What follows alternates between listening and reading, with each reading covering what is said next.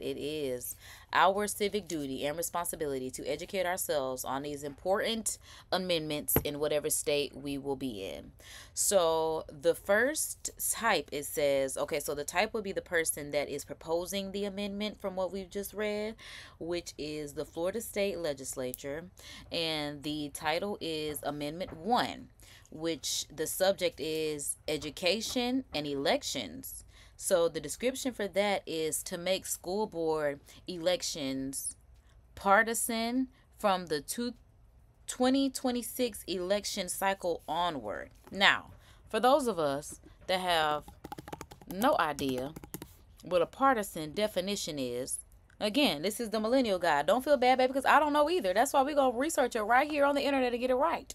So a partisan is a strong supporter of a party, cause, or person. All right? So a partisan, again, is just, like I said, a supporter, a follower, adhere, devotee, champion, whatever the case may be, a strong supporter of a party, cause, or person. That's what the partisan is. So when we see that, just know that's what it is. Okay, so makes the school board elections partisan, makes school board elections supporters from the 2026 election cycles onward. Now, I'm not certain exactly what they're trying to say about that, but I know as we keep reading, they will definitely expand upon it, because I'm like, so are they trying to say that people are in the school board can't run? I'm not certain, but we'll keep reading, because like I said, I'm not certain, and I'm here to tell y'all that I'm not, and I'm here to learn. I'm a learner of life, okay? So there's that. Now, moving on, where it says Amendment 2 is again from the Florida State Legislature, and that is regarding hunting and fishing, and the description is it enshrines a right to hunt and fish in the state constitution. All right. Hopefully, in the expansion of things, they'll give us more information that we can actually understand. If not, we'll figure it out. All right. Citizen initiated is for Amendment 3, which is drug legalization. Okay. So legalization of recreational trees for Floridians and out-of-state visitors 21 and older. Okay, so like when you go to New York. So, Amendment 3 sounds all right with me. Okay? So, I see why they vote yes. We know that one. I like that it's citizen initiated. Amen, amen, amen. Thank God for the citizens. All right. All right. So, for Amendment 4, which is also citizen initiated, again, because this is a big topic in politics, again, because the war on the womb is in the state. Okay? So, this legalizes the deletion of fetals before fetal viability or when deemed necessary. Okay, or when deemed necessary. Because again, if y'all just out here smashing and passing, baby, that's on you. And I stand on that.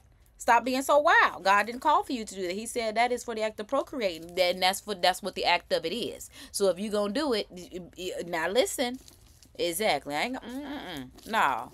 When deemed necessary for the help of the, yeah, no, because I'm just like, no, it's definitely special. And then we can have special circumstances, like if there is, it says, right, you a minor, those things will have special circumstances. So again, that's between you and your state. Now this, I'm sure this is on every state's amendments for that ballot, so look for it, because again, stop thinking that it's between the president. It's definitely it's between the state. Okay, that man said it, and this is the proof. Again, don't let that be the big ploy that pulls you to the left.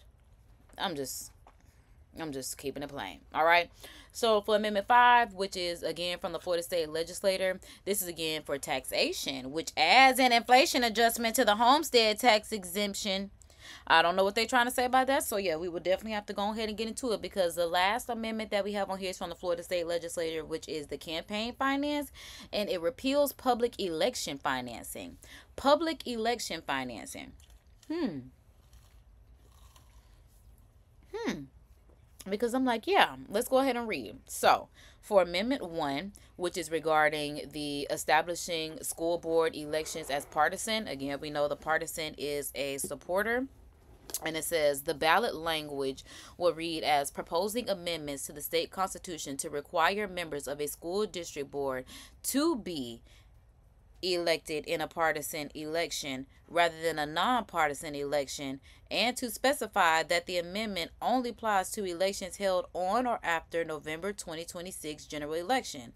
However, partisan primary elections may occur before the 2026 general election for purposes of nominating political party candidates to that office for placement on the 2026 general election ballot. And this is why we got to read this stuff before we actually get to the polls. Because I'm telling you, when I'm reading this, I'm word calling. I'm hoping that I'm understanding what I'm reading, but I'm also not certain if that is the ballot language. And that's why I'm like, yeah, please explain this to me.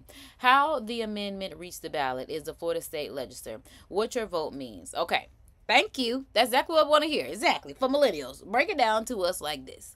A vote yes on this amendment means that the state constitution currently requires that a school board election remain nonpartisan, which means that we don't know what they run for. So basically they want them to know, they want to know what party you're running for. If that's what they're saying, I think that's what they're saying. So candidates for a school board cannot run under a party affiliation, whether it's Republican, Democrat, Libertarian, whatever the case may be, and instead must run with no party affiliation. A vote yes would overturn this requirement and allow parties to nominate their own candidates for these elections and permit candidates to have their political affiliation listed on the ballot. Why was that ever a no, Florida? Because we need to know who we dealing with. Because everybody be so scary. Oh, I don't want to talk about how much money I make. Oh, I don't want to talk about who I'm voting for. These are the things y'all need to talk about. The very things that we should be talking about are the things that so many generations have been told are so taboo to talk about. Because, again, they wanted y'all to suffer in silence. We're not here for that as millennials. Stand up. I know y'all a little weak in the knees now because y'all old, but stand up. Like, God dang. Because why was that ever, why were they ever nonpartisan? And now that I read that, I do recall it being nonpartisan because I, come from a long line of educators. So I made the choice not to do. Even my stepsister, was in education. I was, the only one that said I'm not tapping into that because I've seen what I need to say. Okay? It's first of all, y'all ain't even making no money me doing all that. So, And then it says a vote no for this amendment keeps in place that the Florida requirement school board election candidates must remain nonpartisan and cannot run any political party. So the answer is yes. I'm thinking for number one, yes, because I feel like that's something that, okay, first of all, it should always be policies because there are some people that could be, well, let's just say, for myself, my friends may have opposing parties. That does not mean that we still can't be friends. That does not mean that we still don't agree on some of the same things. We just may not agree on political parties for whatever reason, whether it be our background or in our upbringing, whatever the case may be. But this, I feel like you should I don't feel like it's bad to tell what party that you're a part of. Now, the issue is the way that people act when you say what party that you're a part of. But that's why we as people, have to have literally common decency, okay? And you can't go around hurting people. That's the bottom line. I don't be for any of that. Like, just because people don't agree with you don't mean that you hurt anybody. I'm just not for anything like that. So it says pros. Supporters of this amendment argue that voters are entitled to as much information about their candidate as possible. Exactly. And the measures would increase transparency for voters. Exactly. Having more explicitly political candidates would allow voters to learn more about their priorities of each potential school board member, as well as what candidates are likely to do while in office. Yes, because imagine our Florida governor being a principal of some sorts. Scary. I'm just saying. Because, child, I'm saying. But the cons is opponents argue that school board, local government bodies that oversee public school funding and management should remain as, no. Because y'all doing so much wrong behind the scenes. That's why it's definitely a con. It's a con. Literally, conning. I don't even want to read no more. Y'all see what's on the screen. And because, that I'm not even going for. Child.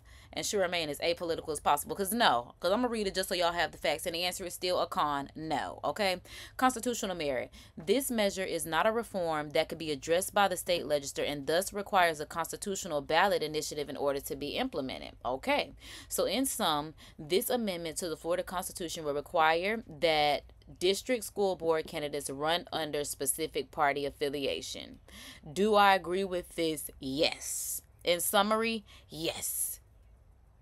Yes. So, okay, because now I see why people saying in Florida vote yes for everything. Now we're going to read the rest of them because I don't know what it is, but like I said, thus far, for one, it's giving vote yes. I like that. I like that a lot.